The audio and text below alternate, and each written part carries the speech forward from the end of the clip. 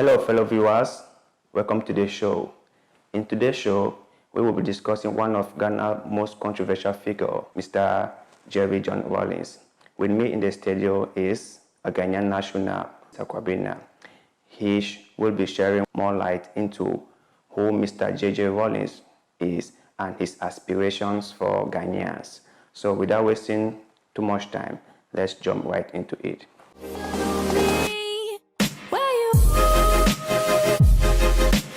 Good evening, sir, and welcome to the show. Good evening. Thank you. So how has it been since our last show? It's been good. Okay.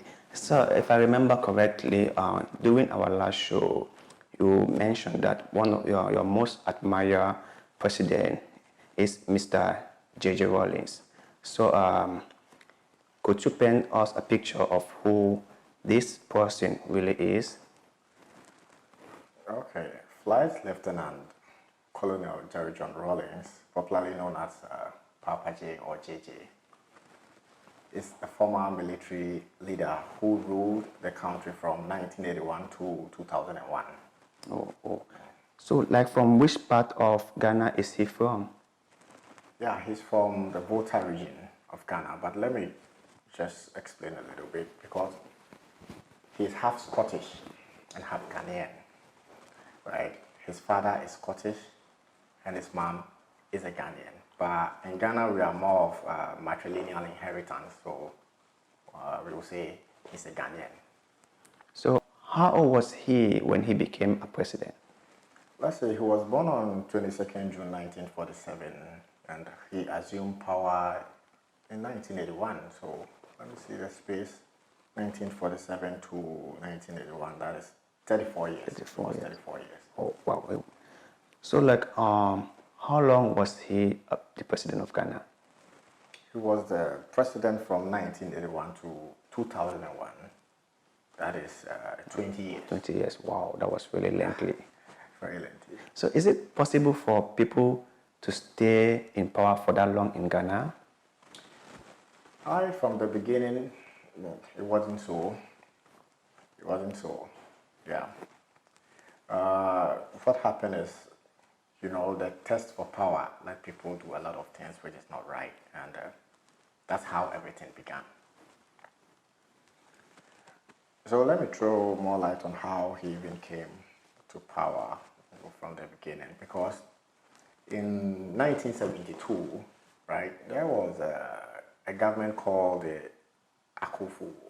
Fred Akufu government, or the Champion government. They also came to power by coup. Right? So that time, Rawlings was a military leader, and the people, the citizens, were complaining of social injustice and corruption. And Rawlings was also complaining same with the military. So Rawlings tried to stage a coup, but was arrested by the Champion government and imprisoned. He was placed on death penalty. Wow, that must have been very serious. Very serious. So what happened was they needed to get him out of prison. The military people really liked him. Yeah. So they got him out of prison. Then when he came, he staged a coup and overthrew the sitting government. That is 1979. Was the coup bloody? Did many people died? Yeah, an example is they wanted to kill him. They imprisoned him for a death sentence. So when he came to power, all the past leaders, he executed all of them. Wow. Yeah, so 8 of them were executed. There will still be bloody ongoing things that will happen. This length of time that he was in power, this 20 years period, what are some of his achievements that it's worth remembering? Yeah, I'll mention specifically 2 of his achievements.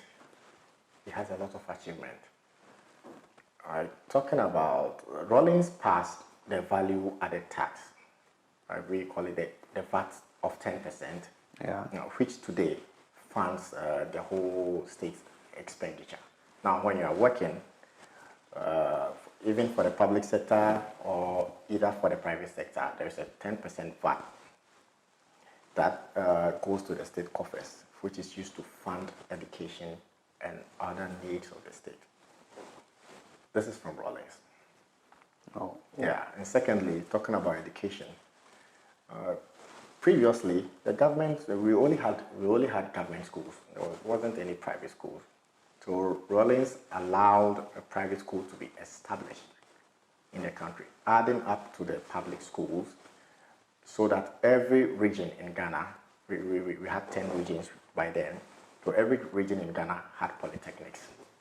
oh, that's nice. So now, secondly, he also made sure secondary education goes to all the districts in the country. So he also contributed to boost the educational system of the country till now. As I said earlier on, there were public schools. Then now he saw that, like we need more schools. So if there is a private individual who can also set up a school and then like admit a lot of students into the school, it will help. So it's both private and public together. Yeah. Yeah. So in this 20 years period that he ruled Ghana, right, were there any elections? Were there any parties that could compete against him? Were there any oppositions?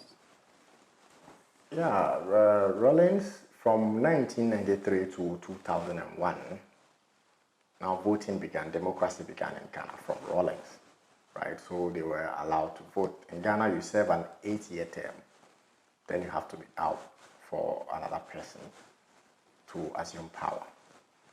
So there were elections in 1996, 1993 to 1990, that is 4 years, there was election, and he was re-elected as the president of Ghana. Okay, now in 2001, he have already spent his 8 years term. So he founded the National Democratic Congress, the NDC. NDC, yeah. And the opposition party was a New Patriotic Party. Right, so now we were allowed to vote. When we voted, the citizens took him out. And now another president came on. So these 8 years that people were allowed to vote, right, is it included in the 20 years that he served, or is excluded from the 20 years?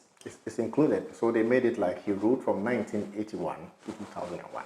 Oh, so which means that the first 12 years there were no elections. Yeah, there were no elections. He was ruling like a dictator. During his takeover, right, like we said before, right, the power struggle that was going on between him and his rival, did it affected the general public? Yes, it did. You know, when people in a country find out that their leaders are having some misunderstanding, it's affecting because leaders are there to set example for the citizens. So when even these leaders are misunderstanding each other, it will create some tribal wars and some civil wars within this, especially those who are at the side of Rawlings and others who are at the side of those who are. Imagine those people's family, those who executed their family, how would they feel even up till now? Exactly. They are still going to hate the Rawlings family in the party until now. So people felt bad, although some people, for their selfish interest, they felt good about it. Some also felt so bad about it. So, like, what explanation did he give to the Ghanaians, to the Ghanaian people, for staging the coup? Yeah, the coup was for the interest of the Ghanaians, right? Because the Ghanaians were complaining that the Champon government was very corrupt and social injustice. These are the two things they were talking about. So he was also doing that, you know, in the interest of the citizens. So he made the citizens know, I did this because this is what you told me, and I did this for your interest. And he proved it after that. So when it comes to like this social injustice that you mentioned, if someone were to ask you, what do you mean by social injustice? How are you going to explain that to the person? Yeah, it's broad. You know, when we talk about injustice, it's when, you know, the thing is right. But because someone has power, he makes it wrong. Yeah. So in the Champon government in 1972, everything was done by the government. The citizens are not heard of. You cannot talk. You cannot share your views. It was more of what the government says is final. So it was very injustice. So when something is really going wrong and you're a citizen and you talk about it, you can be killed, you can be molested, it was a violent government according to the people at that time. So there was total injustice.